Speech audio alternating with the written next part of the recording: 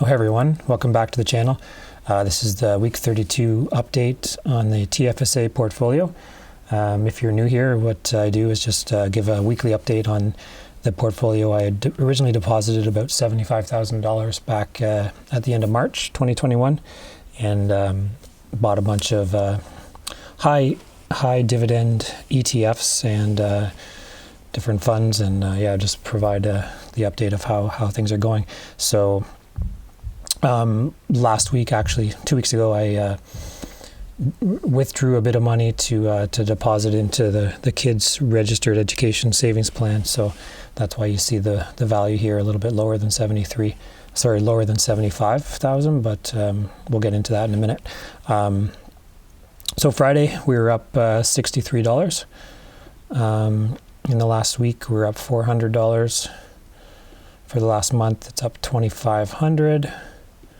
The last 3 months is up $37.25, and then all time we're up $10,308. Now this says 16%, but the way Wealthsimple calculates that is the returns divided by the net deposits. And so because I withdrew a bunch, the net deposits is 63,000. So it takes 10,308 divided by 63,400, and that's where you get the 16%. So it's not quite weighted right. Most of those returns were from the $74,808. So really, if I do the calculation, 10,308 divided by 74,808, yeah, it's more like 13.8%, which is still really good, but not 16%.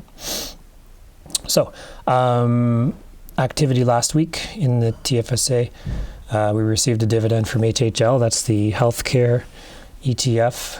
It's $56.73, and a dividend from DFN of $101.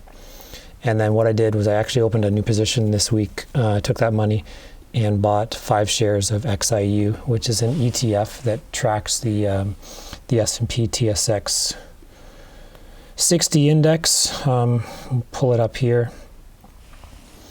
I'm just looking to kind of explore a few different things, get away from all of the covered call stuff, and maybe move into something a little more mainstream eventually, with the dividends that come in. And so XIU has holdings. You can see the top 10 holdings. I mean, they're all the Canadian top S&P TSX stocks. So we got Shopify, Royal Bank, TD Bank, Brookfield Asset Management, Enbridge, Bank of Nova Scotia, Canadian National Railway, Bank of Montreal, CIBC, and Canadian Pacific Railway.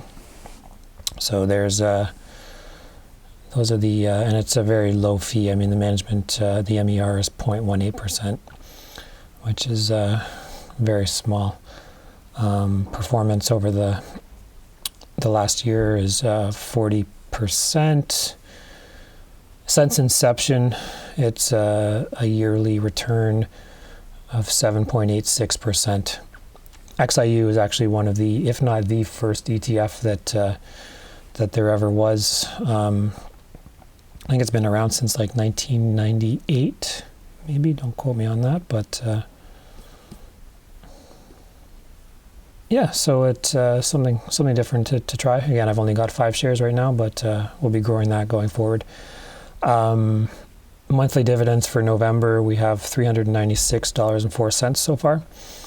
I've still got 2 dividends to come, totaling about $89. Smart Centers and EIT still are going to be paid out. I think they're both paid out tomorrow, November 15th. So that'll bring our monthly total up to about what's that, $485, which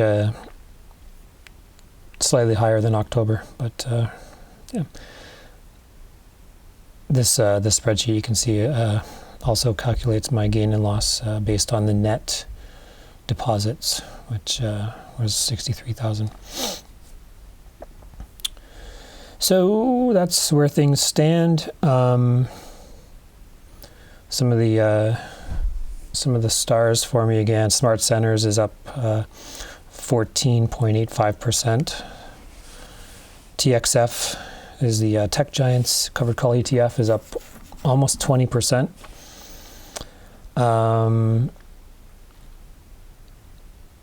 XIU I've only had for a few days. It's already up 1%, but that's... ZWK is up 16%. That's the U.S. banks covered call ETF. The utilities covered call ETF from ZWU here is only up 1%. That's one of the lower performing things that I've got, if not the lowest. But yeah, everything's doing really well. DFN is only 2% up, but it pays 10 cents per share dividend, so that kind of makes up for it. I can show you, yeah, because you see here we took out a bunch of money to put into the RESP, which is actually in Wealthsimple Invest. It's the robo investor side of Wealthsimple, where they manage the ETFs for you. It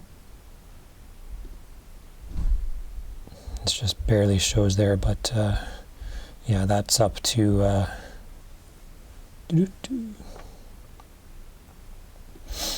account value $28,429.55.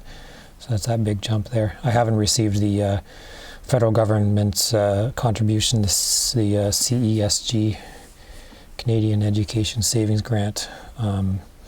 That'll be coming in hopefully sometime in December, and we'll get another big bump there.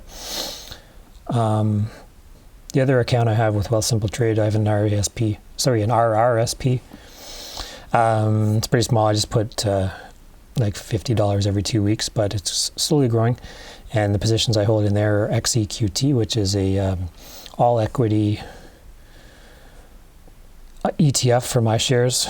And then I've also got some shares in ZQQ, which is an ETF that tracks the NASDAQ 100 in the US, but hedged to Canadian dollars. So that's where we're at in the portfolio. If you like the content, please subscribe, give us a like, and ask any questions and comments in the box below, and we'll get back to you. Hope everyone has a good week, and we'll talk soon. Thanks. Bye.